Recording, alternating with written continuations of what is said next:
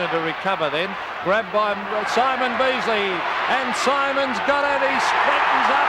Oh, good play by the big full forward, and he's put it through. I think the crowd capacity was about 30,000 here, and that generated a lot of noise, particularly at the Geelong Road end. And it was an exciting ground to play at. I mean, a lot of the opposition teams didn't particularly like coming here for various reasons. You know, the wind blowing in from the Geelong Road end and the northerly sometimes, and in the middle of winter it's pretty bitter, but it was a great ground to play football on, very large ground, easy to find space, yeah. When I made the decision to move over to Victoria and play with Footscray, a lot of my colleagues in the West criticised me heavily about, you know, why do you go to a club like Footscray? Why wouldn't you go to a club like Carlton or a Collingwood or a Richmond, you know, the higher end clubs? But I was playing with a team called Swan Districts in the Waffle, and they were starting to have quite a bit of success when I left them, and it was very much a blue collar type of club, very similar to the Bulldogs. So I thought, you know, why not try and replicate what I achieved in Swan Districts here at the Bulldogs. Shocking kick by the big fellow. Dimitri, who clashes with Hawkins. Wallace goes for the hand pass, picked up by Hawkins this time. Snapshot, looks good. Great goal. Footscray back in it in the first semi. Hawkins was the outstanding footballer of the 80s from a Bulldog perspective. But, you know, I played with guys like Andrew Purser. He came over from Western Australia. He was an East Fremantle player. Jimmy Sewell, Brad Hardy, Mark Kellett. Look, a lot of really good players. Fortunately, we were able to build up our team when Mick Malthouse came into the club in 1984, and we achieved pretty good success under Mick with those players, and also a lot of players came from other clubs in Melbourne. We needed to attract players out this side of town, and it was a very difficult job. But once they got players coming in, Neil Peart came from St Kilda. Numerous players came in, and it was a successful scene in the mid-80s, yeah. He was very good. He was only young. Mick, I think Mick would have only been about 29, 30 when he coached us. And so he was a first-year coach, and he adapted to it beautifully, and he was the sort of guy we needed. Oh, Beasley might have grabbed this. There's the chance. There's the big chance for the 100.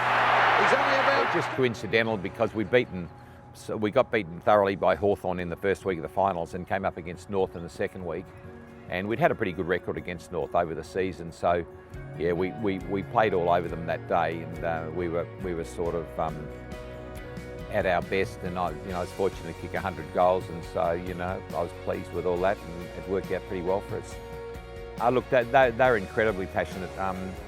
You know, when I came to the club at the start of 1982, you know, I met a lot of people who are Bulldogs through and through, and over the journey of the next 8 years or so, the passion is incredible.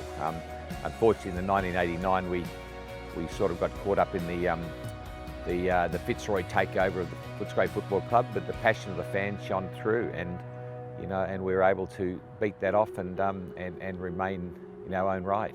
So there was an old lady called Nola Sherwell, and she passed away a couple of years ago, aged about 97.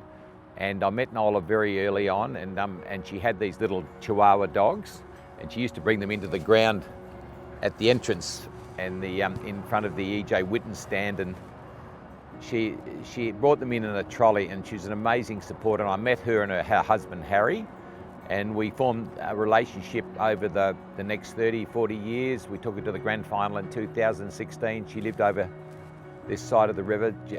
She lived just down the road here, and we were at the other side, and you know, she came to Christmases with my family. She was the first one into the hospital when my eldest daughter was born, and you know, and it was a great association. Yeah, we've got photographs at home of Nola, 54 premiership side. Because of the problems with the MCG, she was sitting on the boundary line. They allowed spectators to go over the fence. Yeah, no, her love was the Bulldogs and her own little dogs, and she was quite a character, and we had a lot of memorable sort of occasions with her. Well, I think it's an incredible effort. You know, the club were at the crossroads over the 100 years. I mean, 1989 fight back, where the supporters galvanised and raised the money to stave off the debts and to stave off the Fitzroy Football Club taking over our club.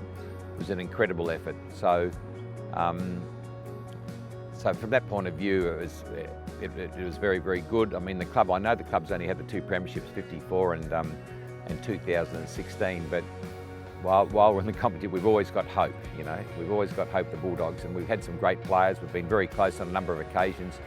But, you know, I think that the club stands in good stead in terms of, you know, the future going forward, yeah.